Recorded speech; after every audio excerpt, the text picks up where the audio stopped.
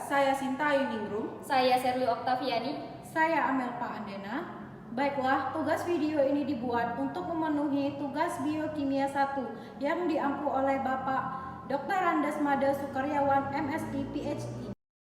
Video kali ini kita akan membahas mengenai asam amino, di mana tujuannya diharapkan mahasiswa mampu menerapkan pemikiran logis, kritis, sistematis, inovatif dalam konteks peranan asam amino dalam kehidupan sehari-hari. Sebelum kita mengetahui bagaimana peranan asam amino dalam kehidupan sehari-hari, kita ketahui terlebih dahulu apa itu asam amino. Asam amino adalah unit pembangun protein makhluk hidup. Pembangun protein makhluk hidup itu terdiri dari 20 jenis asam amino melalui ikatan peptida. Asam amino adalah bagian struktur penting protein dan menghasilkan banyak sifat yang penting. Hal yang paling istimewa adalah bagaimana sel dapat merangkai ke-20 asam amino tersebut dalam berbagai kombinasi dan urutan untuk menghasilkan peptida dan protein yang mempunyai aktivitas berbeda. Berikut ini adalah beberapa contoh bahan makanan yang banyak mengandung asam amino, di antaranya daging, telur, ikan, tempe, dan alpukat.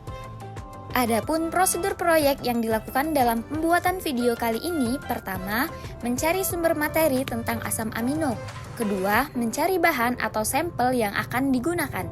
Ketiga, bahan atau sampel yang telah didapat, diamati, dan direkam. Kemudian, melakukan pengeditan hasil video dari bahan atau sampel, serta materi yang terkait dengan bahan atau sampel. Selanjutnya, mari kita bahas bersama bagaimana peranan asam amino dalam kehidupan sehari-hari pada video berikut ini. Yang pertama, daging sapi.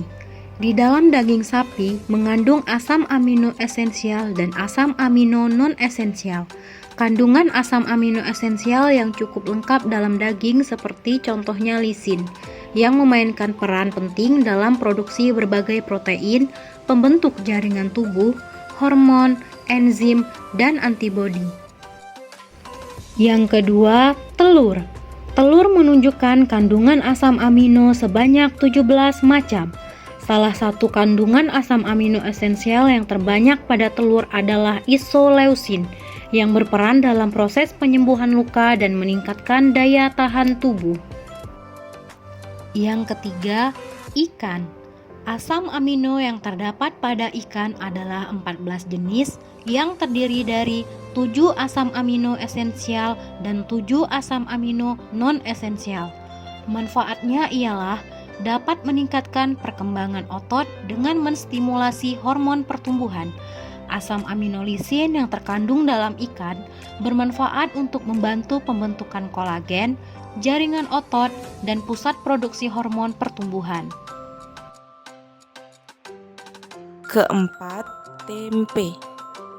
Tempe mengandung asam amino seperti asam aspartat, histidin, glisin, treonin, alanin, tirosin, metionin, valin, fenilalanin, leusin, lisin, dan triptofan. Asam amino yang dominan pada tempe adalah arginin. Arginin berperan dalam mendukung sistem kekebalan tubuh dan pembentukan oksida nitrat yang mengatur aliran darah. Kelima, alpukat. Alpukat mengandung 18 asam amino yang diperlukan bagi tubuh untuk membentuk protein lengkap. Protein diperlukan untuk pertumbuhan dan perbaikan jaringan dalam tubuh. Ini sangat penting bagi anak-anak dan masa pertumbuhan dan juga untuk pemeliharaan jaringan pada orang dewasa. Adapun kesimpulan video kali ini yaitu makhluk hidup membutuhkan asam amino untuk memenuhi kebutuhan tubuh, seperti untuk pertumbuhan serta pemeliharaan jaringan dalam tubuh. Bahan pangan yang mengandung asam amino yaitu 1. Daging sapi, 2. Telur, 3. Ikan, 4. Tempe, 5. Alpukat.